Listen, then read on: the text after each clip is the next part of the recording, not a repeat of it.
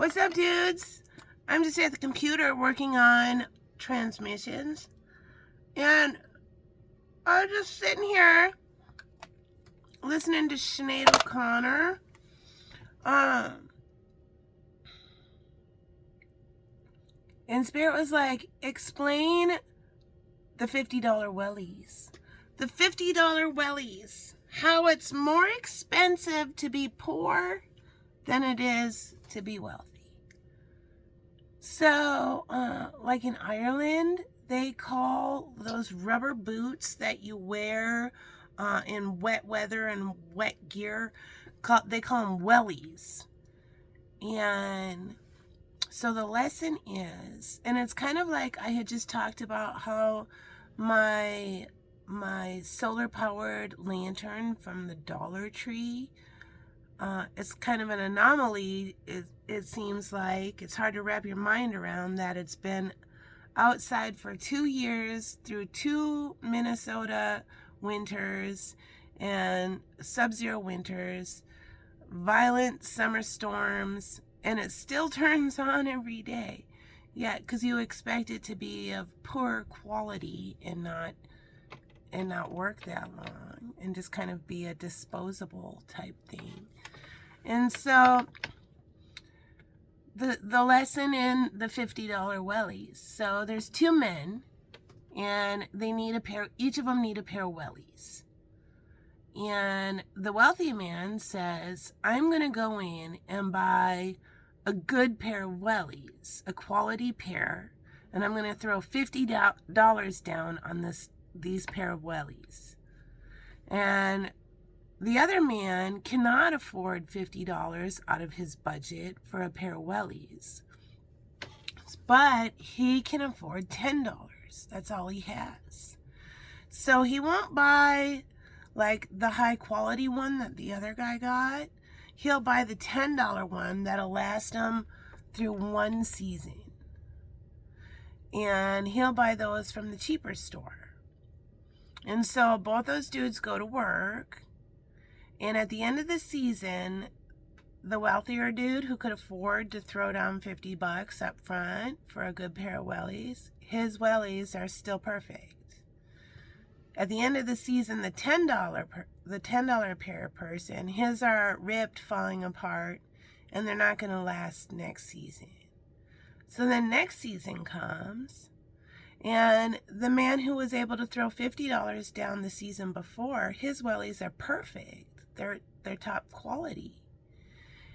While the other dude, he's got to put out another $10. So that keeps happening every season. And after 5 seasons now, the wealthy man is now ahead. Yep, he's now, those quality wellies will probably last him the rest of his life. So he will never, after 5 years, he will have like paid off the disposable wellies that the other guy can afford that turn out to be disposable because they just fall apart by the end of the season. And that's how, and then if you think about it, that's 5 seasons in. 10 seasons in, the wealthy man has still only paid $50, and he has quality wellies that'll last until the 11th season. 10 seasons in, that the other dude has nothing, and he spent $100. And so that's how being poor can keep you in a loop, and it's more expensive because you can never get them. You live paycheck to paycheck. You live hand to mouth, I hear. And so you can never get ahead to be able to buy the quality $50 pair of wellies. And in the end, you're going to be paying $100, and at the end of the 10th season, you got nothing. Just like all the other seasons before. But all you could afford every year is $10. And so that's the trap. And that's why it's more expensive to be poor. So a lot of people, poor people, live in food deserts. live in. That's a whole complicated situation as it is. A lot of cities in the past used to redline certain areas of major cities, and what that meant was, for kind of like for insurance purposes, a city would say, this area right here is good, where we're going to keep all the poor people. Yeah, we're not going to just straight out say it, but this is what we're doing. We're going to keep all the poor people over on Poor Peopleville side of the city. But Poor Peopleville is now a redlined side of the city, and it won't, like, any businesses that try to go into there because it's such a bad neighborhood, or there's a lot of crime, whatever it is, because that's where we heard all the poor people. Yeah, any of the new businesses wanting to go into that city won't be able to get business insurance. No, that's a redlined area. And so no insurance companies will insure any businesses that want to go in there because the neighborhood's just too rough. And so you won't get your big grocery stores or anything like that. And that's how a food desert is created. That's one way, one example.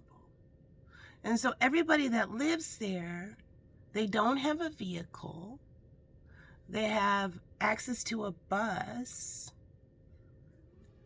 And they don't have grocery stores. They've got the bodega. They got the corner market. And that's where they get their groceries and their food. Quick stuff, processed stuff. Then you have problems with unhealthy people. People just getting by. And so it's a lot of tough stuff to think about. But I think Spirit is saying, yeah, if you have access to healthy food, if you have access to a good life, if you have access to $50 wellies, yeah, make sure you thank the universe. And thank yourself for your hard work. And understand, too, all of that also has to do with a lot of luck.